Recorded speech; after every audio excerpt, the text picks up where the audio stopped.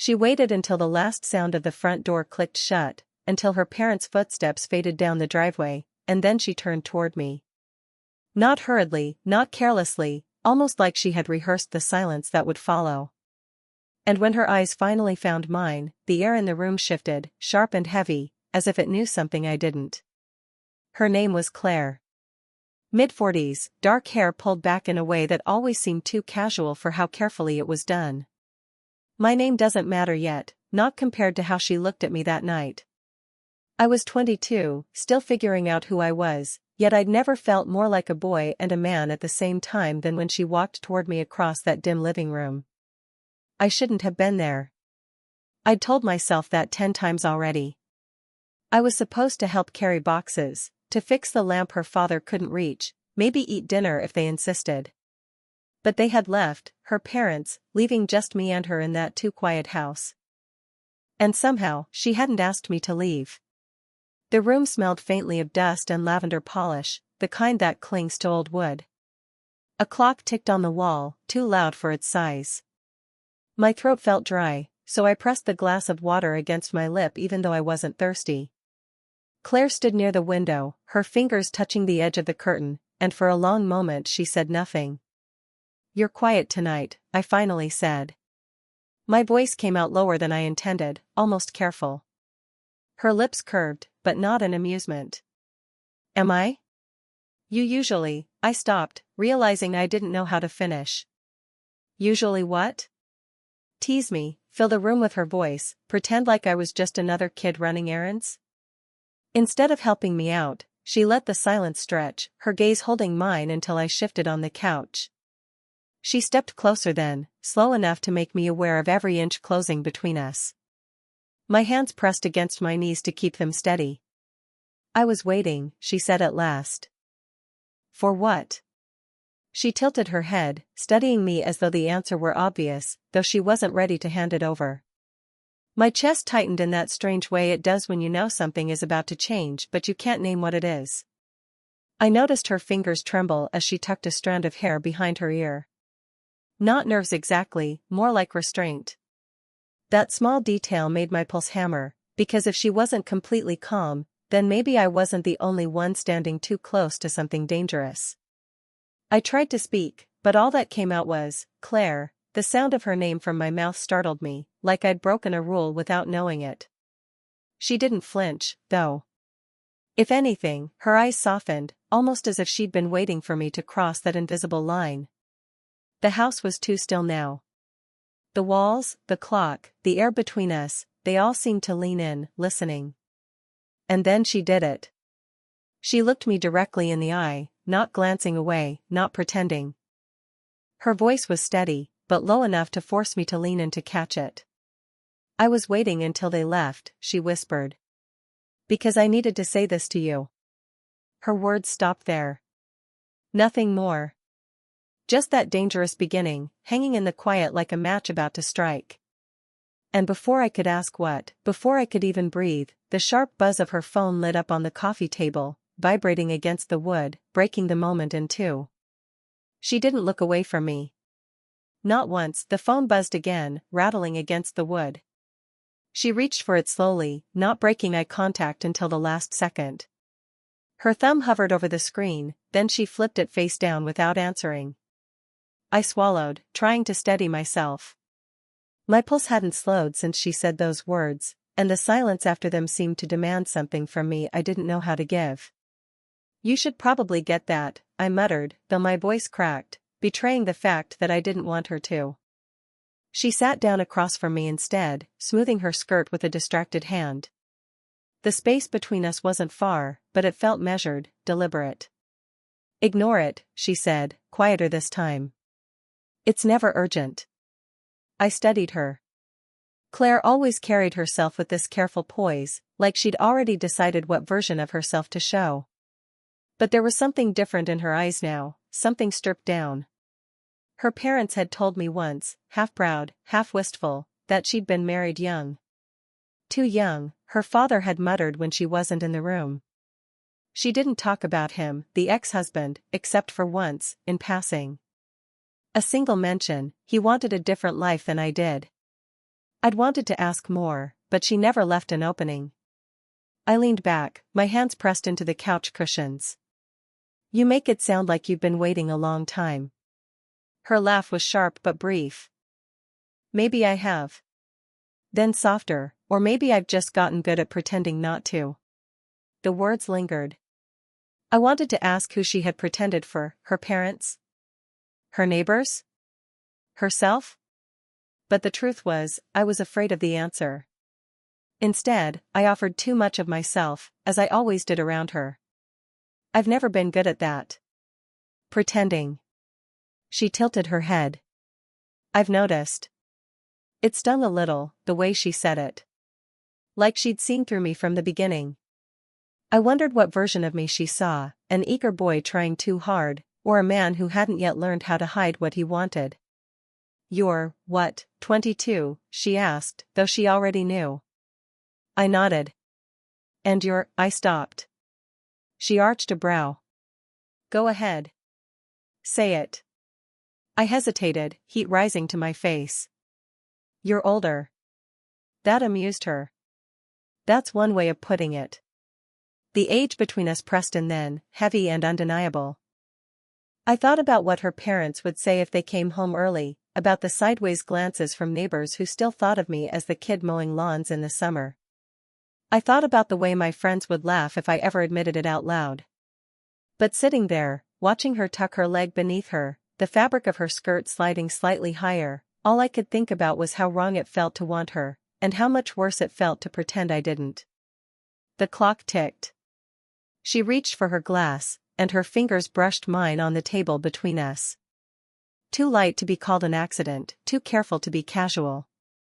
Neither of us moved them away. Her phone buzzed again. Neither of us looked at it, her fingers lingered on mine, soft, unmoving. I wanted to believe it was nothing, that it was the kind of touch that could be forgotten if we both pretended. But her eyes told me not to.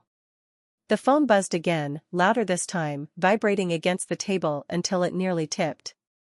Claire exhaled, almost frustrated, and finally flipped it over.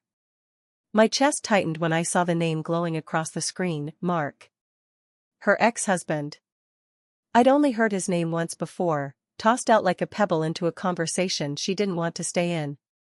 And yet here it was again, lighting up between us like a warning flare. She didn't answer. Instead, she pressed the phone face down once more, then pushed it aside. Her hand stayed close to mine, too close, until the sound of the front door opening broke everything in half. Claire, a voice called. Her mother's voice. Claire flinched and pulled her hand away, her body snapping back into order as if she'd been caught in something forbidden. I jerked upright, my pulse hammering in my throat. In here, Claire called back, her tone quick, steady, almost too steady.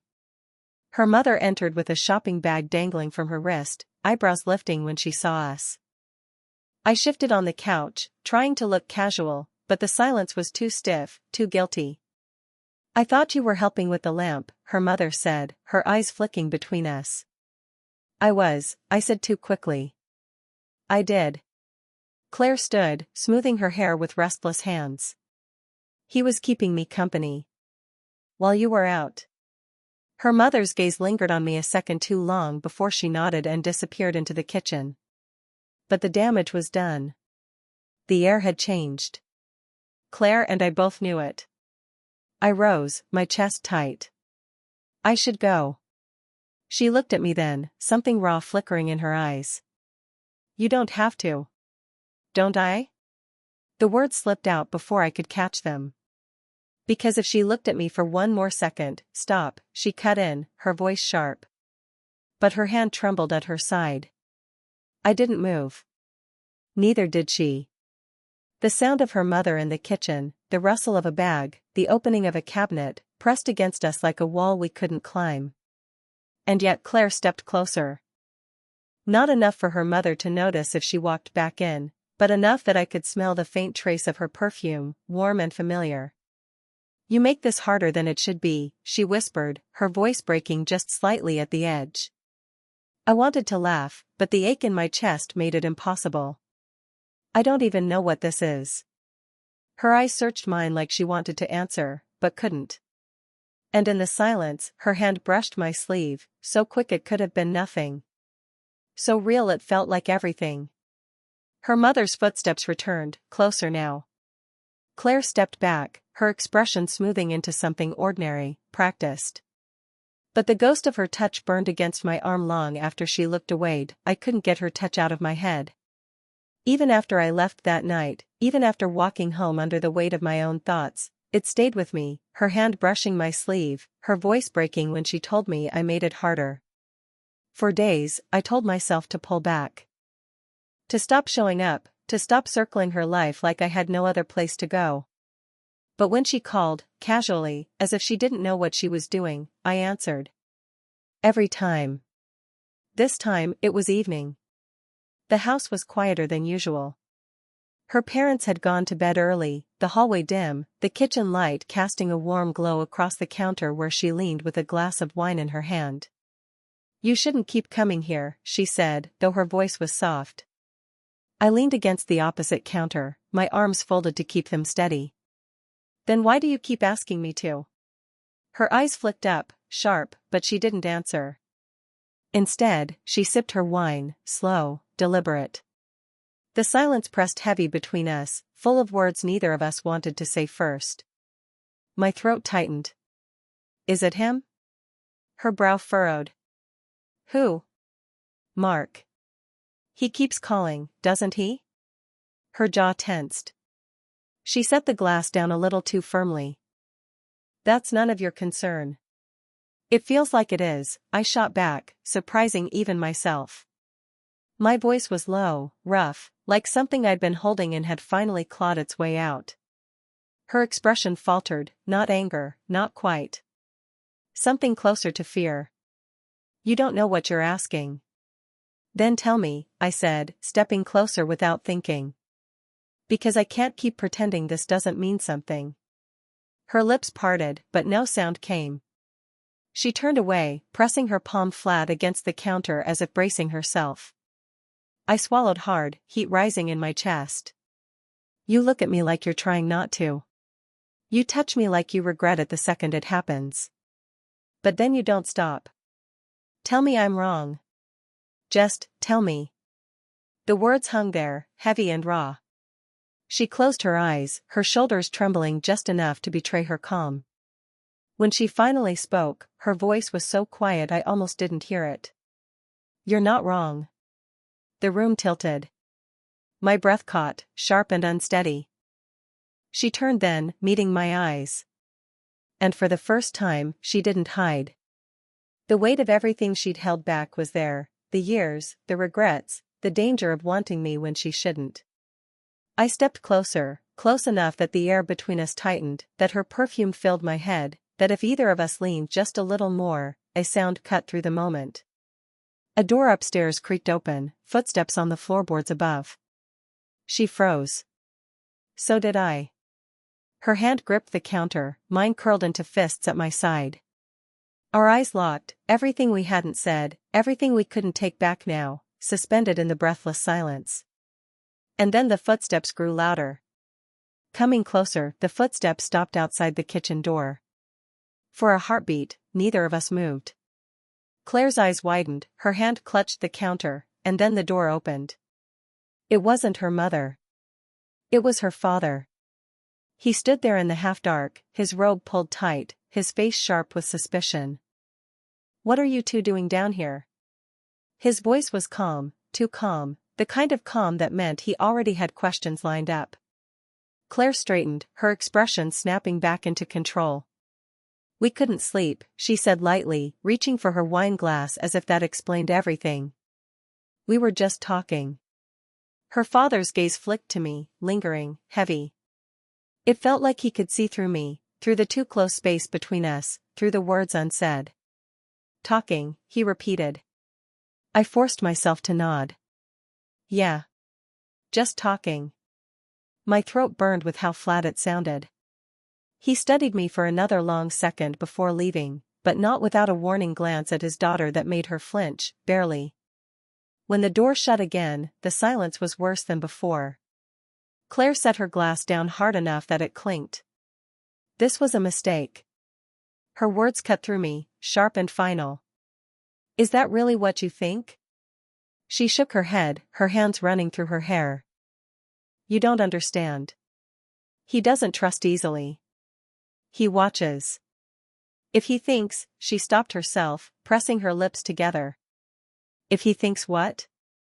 Her eyes flicked to mine, desperate, trapped. If he thinks there's something between us, he'll tell Mark.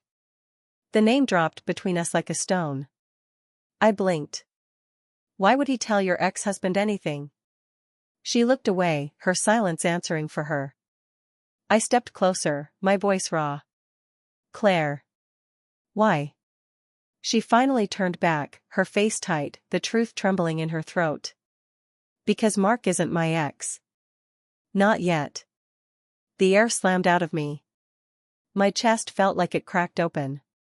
You told me, I told you what you needed to hear, she snapped, then softened immediately, her voice breaking. I wanted it to be true. I wanted it so badly I thought if I said it, maybe it would be.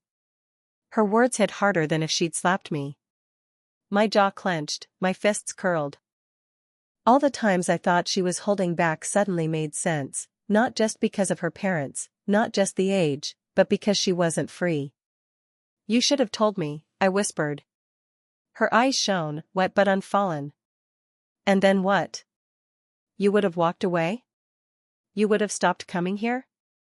Don't lie. You wouldn't have. She was right. God help me, she was right. I stepped back, trying to breathe, trying to steady the chaos inside me. But even then, even after everything, I couldn't make myself leave. Her hand trembled at her side, half reaching, half holding back. I didn't mean for this to happen. My throat tightened, my voice barely audible. But it did.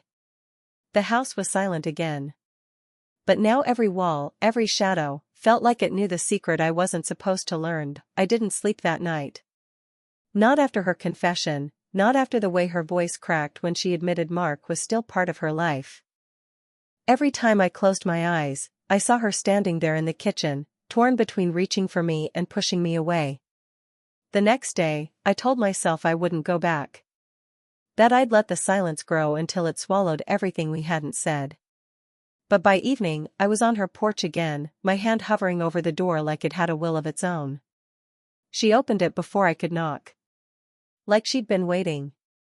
Her eyes were tired, shadowed, but when they landed on me, something softened. She stepped aside without a word, and I walked in, my chest tight with everything I couldn't keep down anymore. Why didn't you tell me? I asked, my voice low, raw. She closed the door gently, her back resting against it. Because I wanted something that wasn't mine to want. I turned to face her fully, my fists clenching at my sides. So what am I supposed to do with that? Keep pretending it doesn't matter? Her lips parted, but she said nothing. The silence pressed in until I couldn't stand it. I stepped forward, my voice shaking now. You think I care about the rules? About what people would say? Claire, I stopped myself, the words too heavy to push through. She looked at me then, her face unguarded for once. You shouldn't. You're young. You have your whole life ahead of you, and she trailed off, her eyes dropping to the floor. I've already ruined enough things. That's not fair, I said. It's true. I swallowed hard, my chest aching. Maybe it is. But it doesn't change the fact that I can't stop thinking about you. It doesn't change the fact that every time I try to walk away, I end up back here. Her breath hitched, and when she finally lifted her gaze, the vulnerability in her eyes nearly broke me. You don't know what you're asking me to give up, she whispered. I stepped closer, closing the space between us, my voice steady now despite the storm inside. Then tell me what it is. Tell me, and I'll decide if it's too much. Her hand trembled against the doorframe, her knuckles white. She was so close I could see the way her lashes quivered, the way her lips pressed together like they were holding back a lifetime. I can't, she started, but the words dissolved, her voice cracking.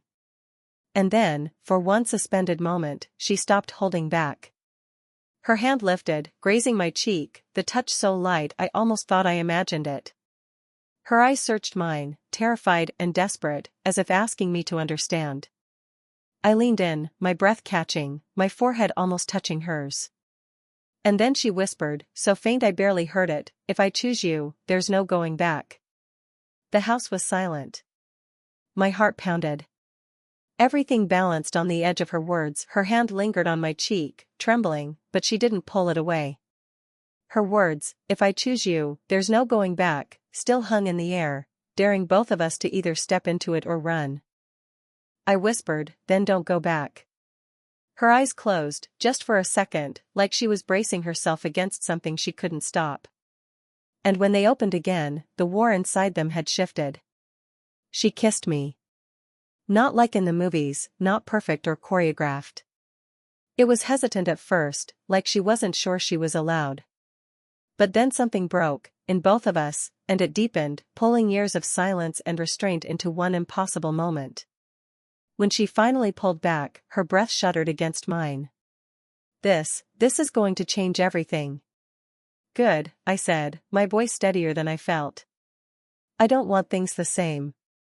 She laughed then, a shaky, disbelieving sound, and pressed her forehead against my shoulder. For the first time, she let herself lean. We stood there for what felt like hours, the quiet of the house folding around us, the shadows less heavy than before. She told me things she hadn't dared admit out loud, how Mark had been dragging his feet with the divorce, how her parents still believed reconciliation was possible, how guilt had eaten her alive long before I ever walked through her door. I listened. Really listened. And when she fell quiet, I told her the truth she'd been afraid to hear, that I didn't care about what was appropriate, that I'd rather stumble through the mess with her than pretend it wasn't there. It wasn't clean. It wasn't simple. She was older, she was complicated, she was still half tangled in a life she was trying to escape. But none of that made me want her less.